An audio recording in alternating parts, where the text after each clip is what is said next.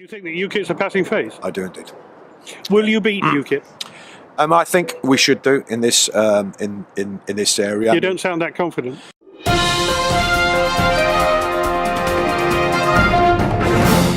Essentially has gained a certain amount of advantage from immigration, if you like, or associated with the EU. That's as a political party, you have to be able to manage and govern for everybody. My name is Joe Bourke. I'm the local candidate for the Lib Democrats here in Brentford and Isleworth.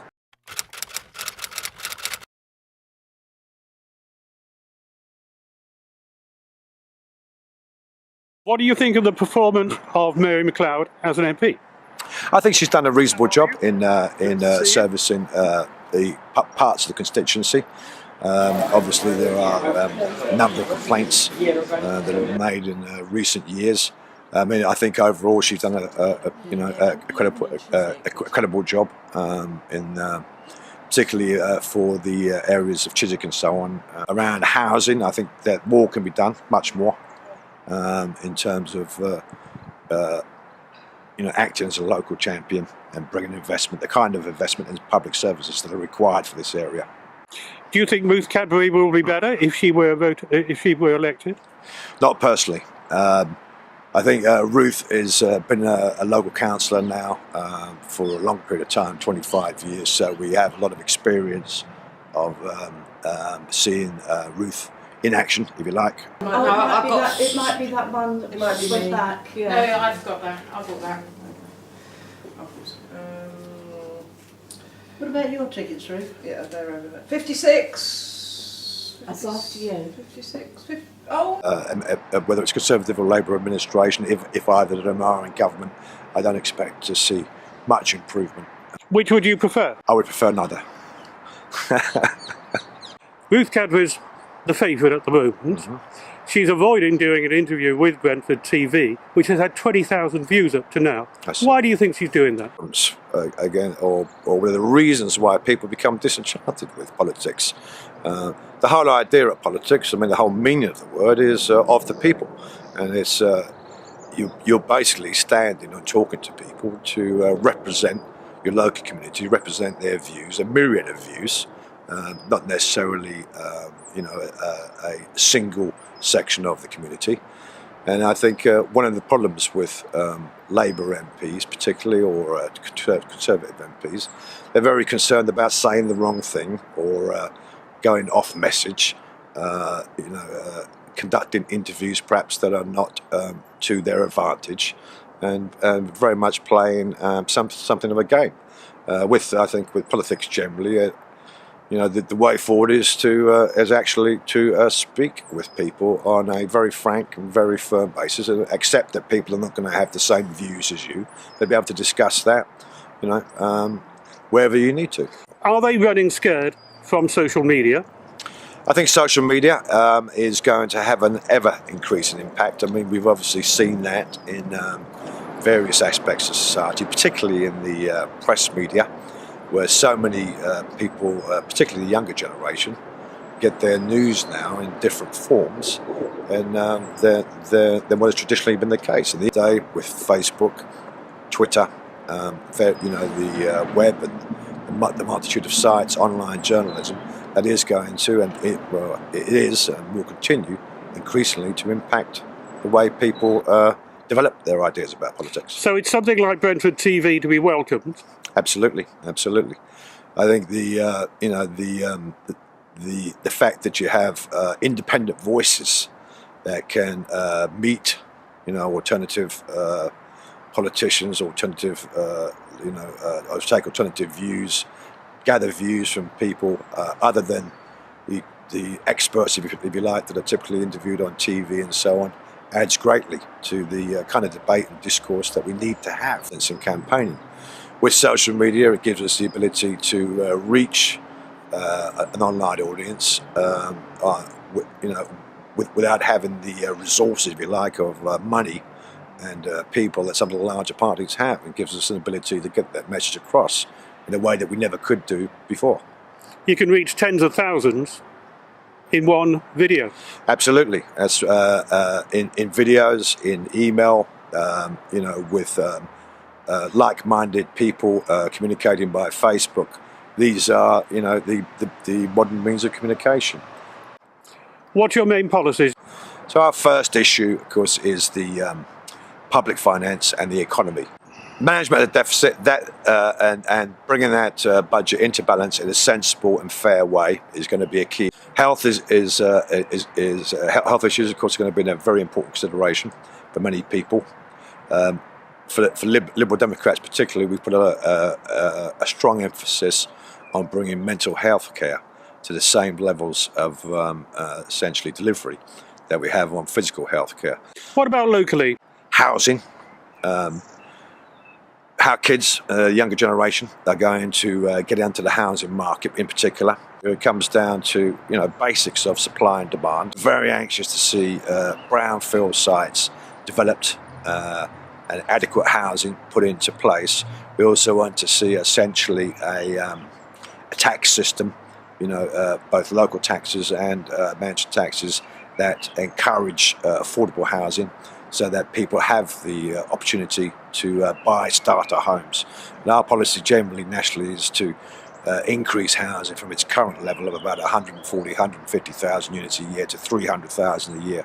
The number of households now, for example, in Brentford and Isleworth constituencies is in excess of 57,000, which is a tremendous increase even in the last 5 years.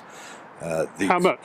Essentially, we were looking at something in the order of a 15% increase in total number of households created in this constituency alone. If you look around just Brentford and you see the developments that have occurred already, that's putting a massive pressure on local services, both local schools and local health services. There are a number of very large developments, particularly along the A4 corridor, that are planned as part of the local council local plan. So that's an area that we're paying particular attention to, so that the High Street is to be redeveloped in Brentford, and there are, as part of that redevelopment, there are going to be very significant numbers of new residential units. So we're, in terms of density of population, this area in particular is going to see very large increases in the number of families seeking both school places and access to health services. And that investment, essentially both at a national level and at a local level, has not been coordinated with that level of increase in housing units. So it's putting pressure not only on house prices for younger people trying to get onto the housing market, trying to find a home to live in, but also, of course, on just transport, the level of air pollution in this area, access to health services, access to school services. We want to see joined up thinking, which has been often absent in the politicking that goes on between Conservative and Labour administrations at a local level. What examples would you point out? Well, if you look at, for example, the local area plan that has essentially been produced by the Labour government, it responds, if you like, to targets for housing, but it pays scant attention to how the local services are going to be provided that are needed for those families. We're talking about here? We're talking about here, in Hounslow, in this borough, in London. Essentially, where the GPs are going to come from, the medical facilities for these new people, where the investment is going to be provided for local schools to house, to take care of children, for something in the order of another 12,000 units that are planned in the local area plan. This is in Brentford and in Hounslow town centre. Obviously, in the last 5 years, people have become concerned about standards of living, the cost of living in particular. From a Liberal Democratic point of view, that's been a big focus for us, has been the increase in the personal allowance, or the amount of money that people can earn before they begin to pay income tax. That's reached 10,500 as of April this year, and it will be go to 11,000 within the next couple of years. So that's one of our main concerns. If you like, the distinction, if you like, that we make as Liberal Democrats is we endorse a certain amount, or the approach of Conservatives to the economy, but not in the way that a Conservative government would seek to carry that out. Our basic view is that we can achieve a stronger economy, but do it in a much fairer way. Similarly with the Labour policies, we don't think that that's economically credible, and essentially our main message there is that you cannot have essentially a fair society and provide public services that are required without that strong economy, and you need to be able to deliver both together. Problem that we have with the duopoly, if you like, that exists is that Conservatives tend to focus exclusively on economic issues to the perhaps and with insufficient attention to the needs of those at the lower end of society, whereas with the Labour Party you tend to get a focus on redistribution with a scant attention to the impact that has on the economy as overall, and the ability to generate the taxes that we need to pay for public services. We're unlikely to win this constituency, but we continue to develop our message here, and we're looking essentially to try and develop our participation at a local level and build that alternative so that people do have, a credible third choice. They've got UKIP. They have UKIP now. UKIP tends to essentially be principally a one-issue party. We find that with it, while it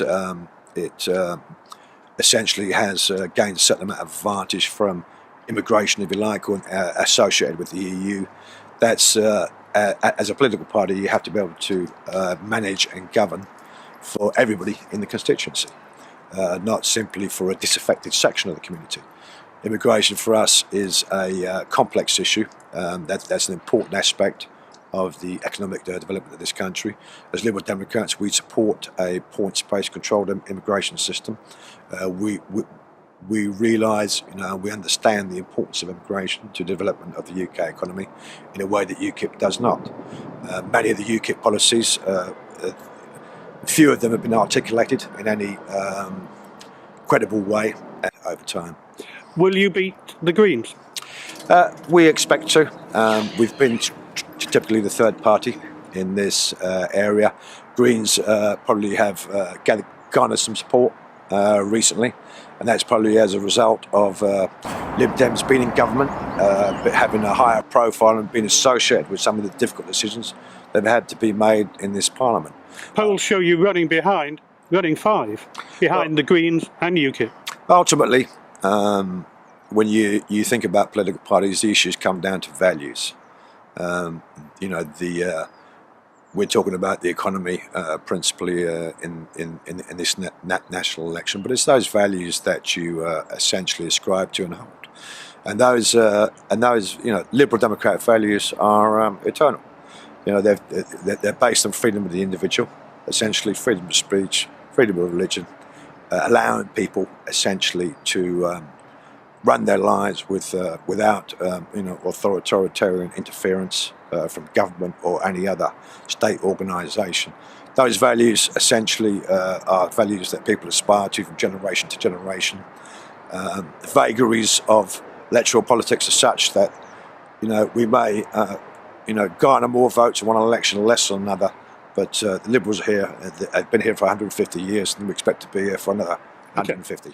What do you think?